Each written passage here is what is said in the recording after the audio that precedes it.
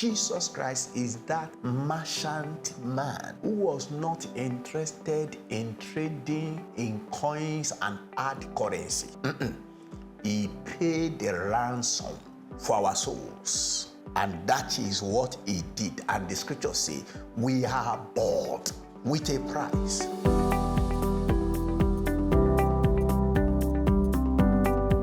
Lord, we appreciate you for your love. We ask that you will send your word again and you will bless everyone. Let your name be glorified. Thank you, Father. In Jesus' name we pray. Amen. Don't forget, we are looking at Jesus Christ in the pages of the Bible. And I want to speak today on the characters Jesus Christ assumed in the parables. The characters assumed by the Lord Jesus Christ. In the last podcast, about 2 or 3 of them, the previous podcast, I was telling you the parables of Jesus. Jesus Christ spoke in parables, about 40 of them. Now, I just want us to learn Jesus as we look at the characters he assumed in the parables. And we're going to do that systematically and succinctly, trusting the Lord to bless this labor in each of our hearts. Yeah, we are told in Matthew chapter 13, verse 3, and he spake many things unto them in parables, saying, behold, a sower went forth to sow. So the first character that Jesus assumed is a sower. And this is the first and the outstanding parable. From this parable, the Lord Jesus Christ discloses the way in which he intended his great salvation to walk in the world.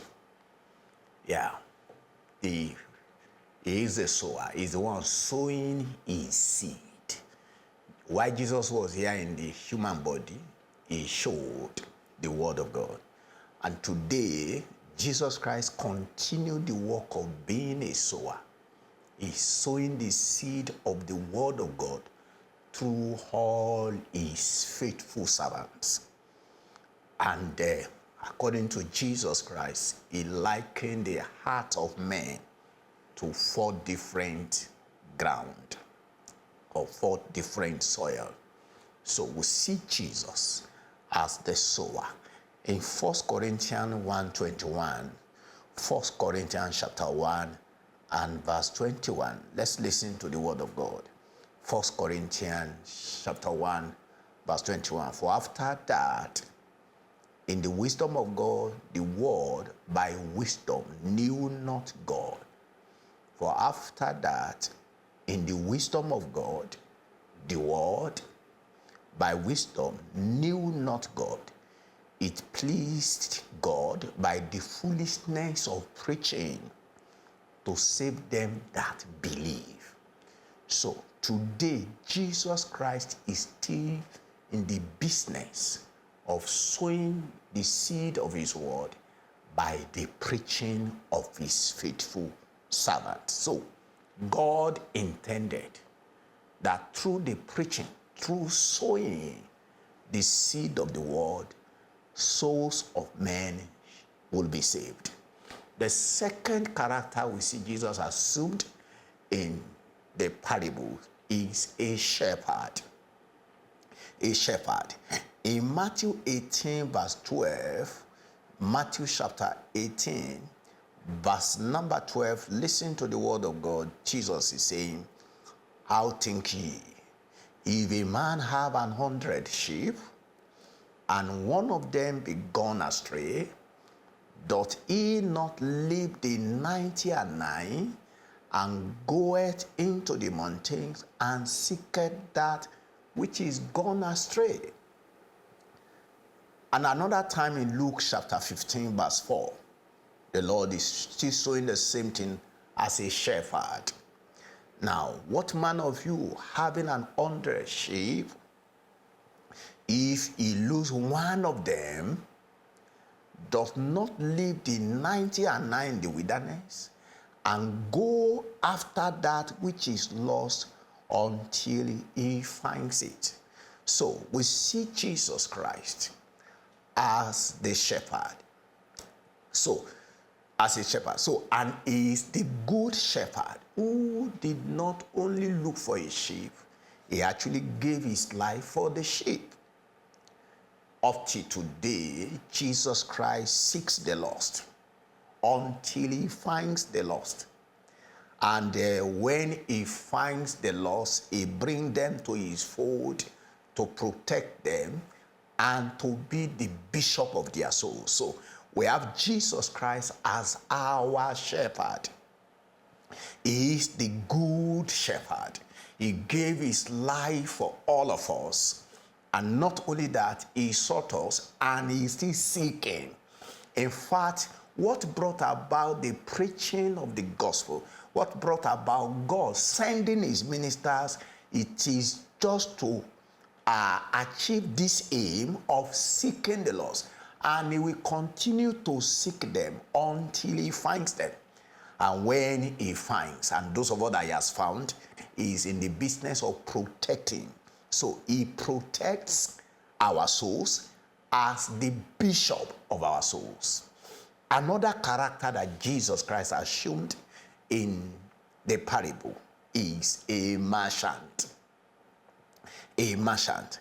In Matthew 13, verse 45, Matthew chapter 13 and verse number 45, Jesus Christ was telling us this parable. He said, again, the kingdom of God is likened unto a merchant man seeking goodly pearls.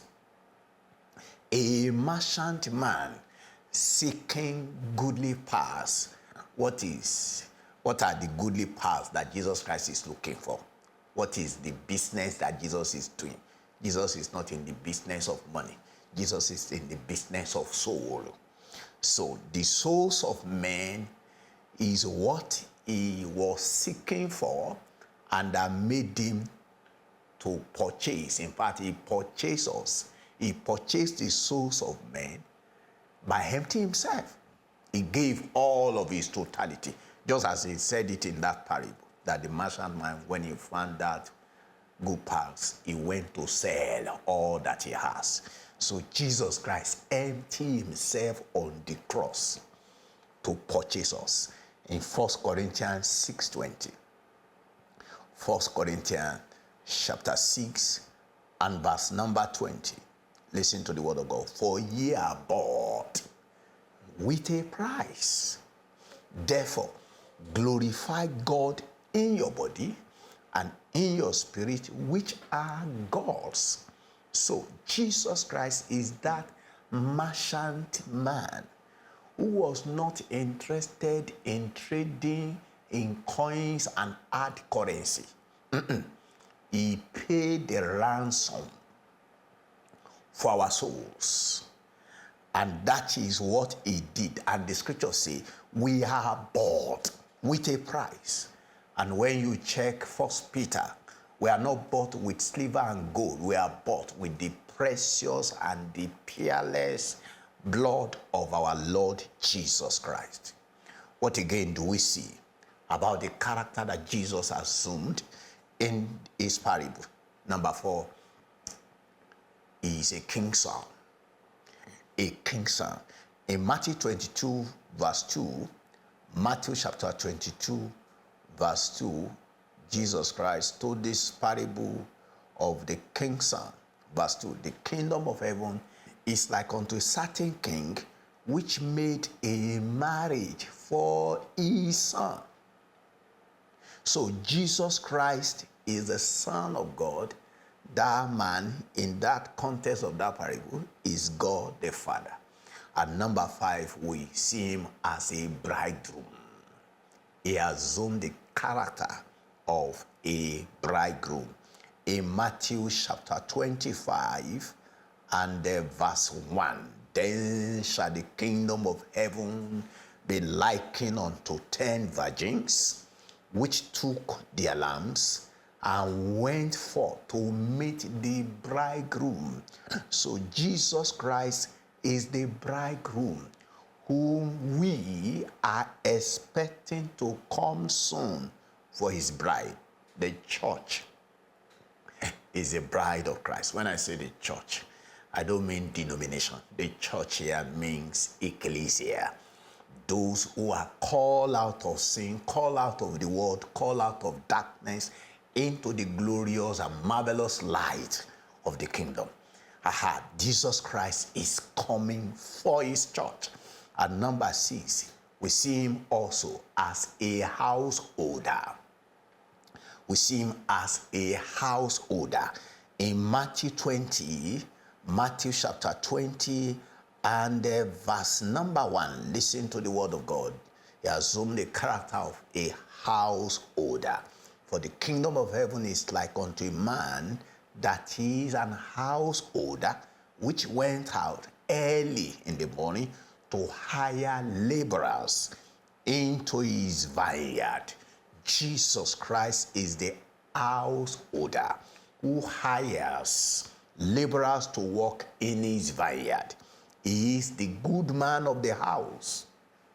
Yeah, in verse 11 of that verse 20, listen to the word of God. And when they had received it, they murmur against the good man of the house. So Jesus Christ is a householder and also the good man of the house.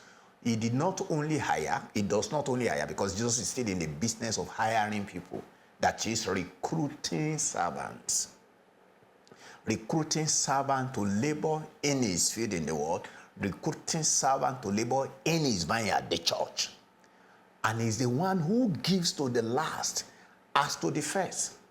So he's not only hiring, he is also in the business of rewarding each of his laborers. And number 7 is a man traveling into a far country. In Matthew 25 verse 14, Matthew chapter 25 verse 14, Jesus Christ was showing to us again, for the kingdom of heaven is like a man traveling into a far country who called his own servants and delivered unto them his goods. Yeah, so Jesus Christ is that man who traveled to the far country, leaving his servant to trade for him. And he say, occupy till I come. I'm coming again to reward them. He's coming to reward us. Let us pray. Father, Lord, we ask that you bless this word in each of our hearts, and you will make all of us, especially your children and your servant, to walk in the consciousness of who you are, as you have revealed to us your person in the parables. Thank you, Father. In Jesus' name we pray. Amen.